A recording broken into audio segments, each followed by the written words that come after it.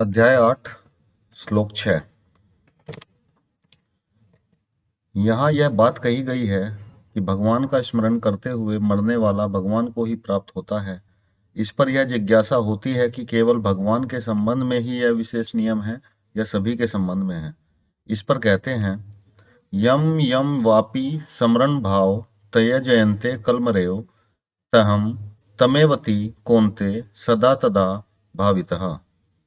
अर्थात, हे कुंती पुत्र अर्जुन, यह मनुष्य अंतकाल में जिस जिस भी भाव को स्मरण करता हुआ शरीर का त्याग करता है, उस को ही प्राप्त होता है, क्योंकि वह सदा उसी भाव से भावित रहता है।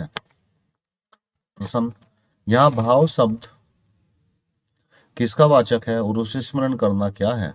उत्तर, ईश्वर, देवता, मनुष्य, पशु, पक्षी, कीट, पतंग, वृक्ष, मकान, जमीन आदि जितने भी चेतन और जड़ पदार्थ हैं, उन सब का नाम भाव है। अंतकाल में किसी भी पदार्थ का चिंतन करना उसे स्मरण करना है।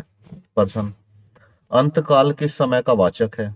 उत्तर, जिस अंतिम क्षण में इस स्थूल देह से प्राण, इंद्रिय, मन, बुद्धि सहित जीवात्मा का वियोग होता है, उस क्षण को अंतकाल कहते हैं।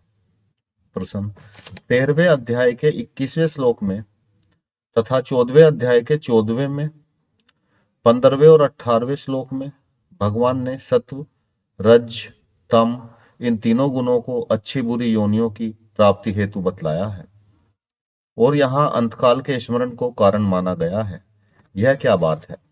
उत्तर, मनुष्य जो कुछ भी कर्म करता है वह संसार रूप से उसके अंतकरण में अंकित हो जाता है। इस प्रकार के असंख्य कर्म संस्कार अंतकरण से भरे रहते हैं। इन संस्कारों के अनुसार ही जिस समय जैसा सहकारी निमित्त मिल जाता है, वैसी ही वृत्ति और स्मृति होती है। जब सात्विक कर्मों की अधिकता से सात्विक संस्कार बढ़ जाते हैं, उस समय मनुष्य सत्व गुण प्रधान हो जाता है और उसी के अनुसार स्मृति की सात्विक होती है। इसी प्रकार राजस तामस कर्मों की अधिकता से राजस तामस संस्कारों के बढ़ने पर वह रजोगुण प्रधान या तमोगुण प्रधान हो जाता है और उनके अनुसार स्मृति होती है।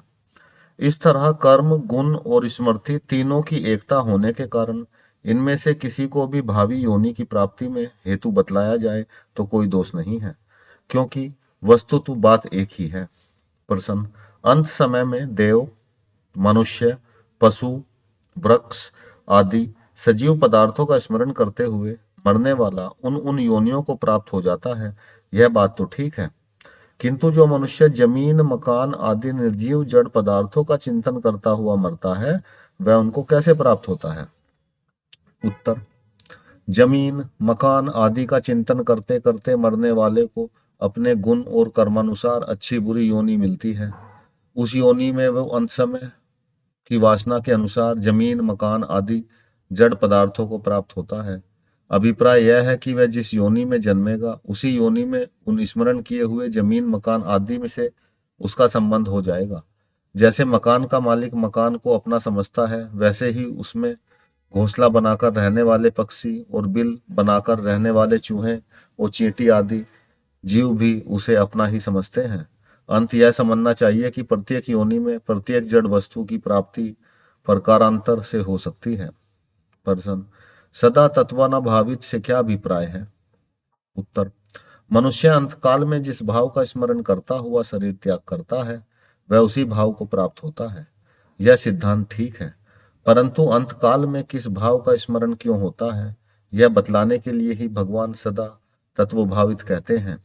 अर्थात अंतकाल में प्राय उसी भाव का स्मरण होता है जिस भाव से चित्त सदा भावित होता है। जैसे वेद लोग किसी औषध में बार बार किसी रस की भावना दे देकर उसको उस रस से भावित कर देते हैं, वैसे ही पूर्व संस्कार, संग, वातावरण, आसक्ति, कामना, भय और अध्ययन आदि के प्रभाव से मनुष्य जिस भाव का बार बार चिंतन करता है, वह उसी से भावित हो जाता है। सदा शब्द से भगवान ने निरंतरता का निर्देश किया है। अभिप्राय यह है कि जीवन में सदा सर्वदा बार बार दीर्घ काल तक जिस भाव का अधिक चिंतन किया जाता है, उसी का दृढ़ अभ्यास हो जाता है। यह दृढ़ अभ्यास ही सदा तदा से भावित होना है। यह नियम है कि जिस भाव का दृढ़ अभ्यास होता है, उसी भाव का अंतकाल में प्राय अनायास ही स्मरण होता है।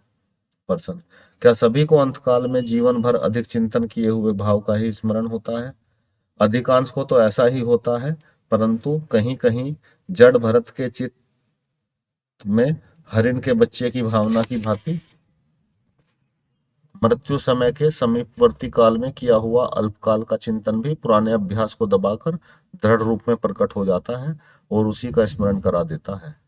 तदाभावित पद का अन्वय दूसरी प्रकार करके यदि यह अर्थ मान लिया जाए कि मनुष्य अंतकाल में जिस जिस भी भाव का स्मरण करता हुआ शरीर को छोड़कर जाता है, निरंतर उस भाव से भावित होते होते उसको ही प्राप्त हो जाता है, तो क्या हानि है? उत्तर, इसमें हानि की तो कोई बात ही नहीं है। इससे तो यह बात भी स्पष्ट हो जाती है कि मनुष्य मरने के साथ तुरंत ही अंतकाल में स्मरण किए हुए भाव को पूर्णता प्राप्त नहीं होता।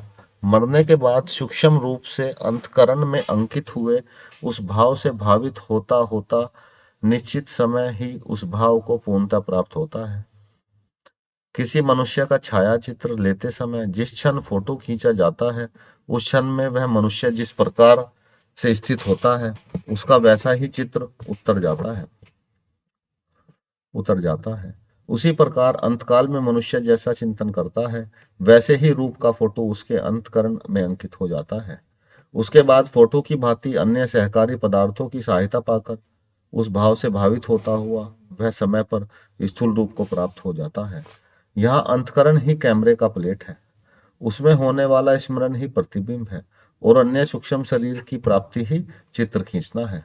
अतः एवं जैसे चित्र लेने वाला सबको सावधान करता है और उसकी बात न मानकर इधर उधर हिलने डुलने से चित्र बिगड़ जाता है, वैसे ही संपूर्ण प्राणियों का चित्र उतारने वाले भगवान मनुष्य को सावधान करते हैं कि तुम्हारा फोटो उतारने का समय अत्यंत समीप है, पता नहीं वह अंतिम क्षण कब आ जाए, इसलिए तुम सावधान हो जाओ, नहीं तो चित्र बिगड़ जाएगा। यहाँ निरंतर परमात्मा के स्वरूप का चिंतन करना ही सावधान होना है और परमात्मा को छोड़कर अन्य किसी का चिंतन करना ही अपने चित्र को बिगाड़ना है। संबंध, अंत काल में जिसका स्मरण करते हुए मनुष्य मरता है, उसी को प्राप्त होता है और अंत काल में प्राय उसी भाव का स्मरण होता है जिस जीवन में अधिक स्मरण किया जाता है। यह निर्णय हो जाने पर भगवत प्राप्ति चाहने वाले के लिए अंतकाल में भगवान का स्मरण रखना अत्यंत आवश्यक हो जाता है और अंतकाल अचानक ही कब आ जाए इसका कुछ पता नहीं है। अतः एवं अब भगवान निरंतर भजन करते हुए ही युद्ध करने के लिए अर्जुन को आदेश करते हैं।